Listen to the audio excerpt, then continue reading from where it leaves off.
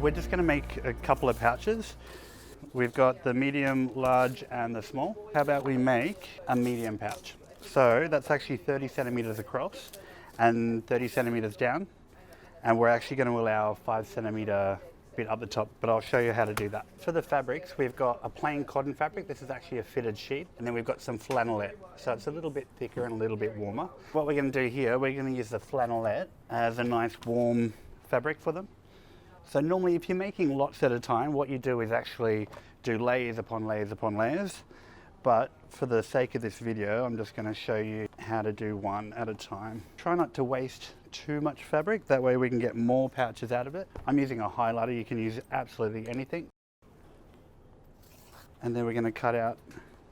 Doesn't need to be perfectly straight, but if it's a little bit straight, then it's easier to sew. What I've done is put right sides together. Those pictures we want to be visible, so we put them facing each other. With all the donated fabric we've had, we've got lots with, you know, seams on and stuff like that.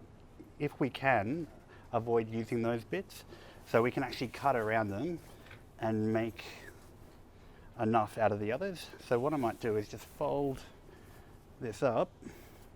There we go, so it's nice and straight. Again, using our same template, the medium.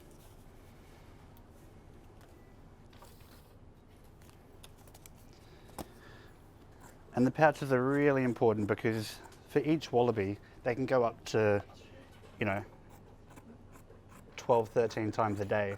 So you're using that many pouches per wallaby. So here we've got 150 pouches. That kind of does 15 wallabies. So when you think about 150 pouches, you're like, whoa, that's heaps, but it's actually not, because you go through them constantly. Okay, so we've got right sides together on this one. You lay that over the top. What I'm going to do is sew it in a little bit, not right on the edge, because then you're likely to actually miss a bit. So I'm going to bring it in a little bit and show you that part now on the machine. All right, so I'm just going to fill my bobbin.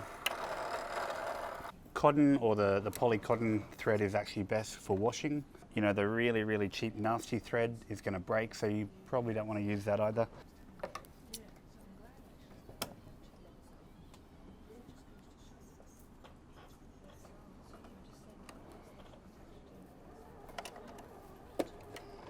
What you can do is actually just throw a few pins around here as well to line them up. But because I've done so many, it's pretty easy just to whip around. As soon as you're about to start, always hold your threads out here and start sewing. Otherwise these threads can actually get tangled up underneath here and then make a mess of your bobbin. All right, so I always start a little bit in here, about half a centimetre in, and then do a little bit and then reverse over it. So that's a nice strong start. So just sewing straight down, and this curve that I'm doing here, as you've seen when we're cutting them out, is actually really important, because when the joeys jump in, they'll actually jump in and actually curl around. So without that, they'll actually get stuck down the bottom. As we're finishing, just reverse over it again. And that leaves us with a nice strong seam on the end there. When you turn it in the other way, which I'll show you how to do in a sec, just be careful that you've got all the way around all 4 pieces. So I'm just going to trim it up. All right, make sure you get all your threads as well. You don't want any loose threads sticking out. They're just going to get in the way. And the little fingernails on the wallabies, you don't want to get them caught in there. All right. So we've turned it in the right way, and as you'll see down here, there's actually the seams on the inside.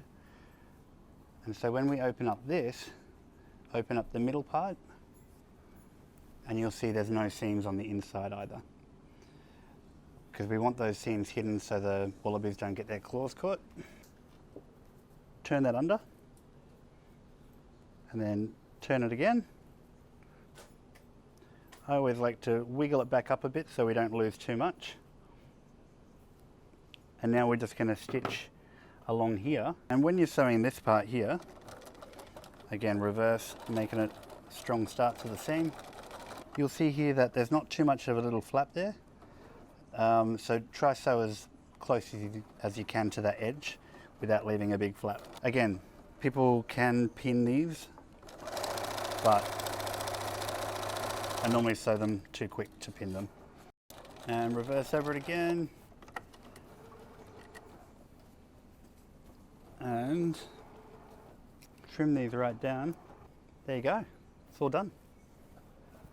Doesn't need to be perfectly straight or anything, as long as it's got that nice rounded corner that, you know, the wallaby's not going to get caught. There you go, easy. The pouch we just made is for little Rose. She's all snug.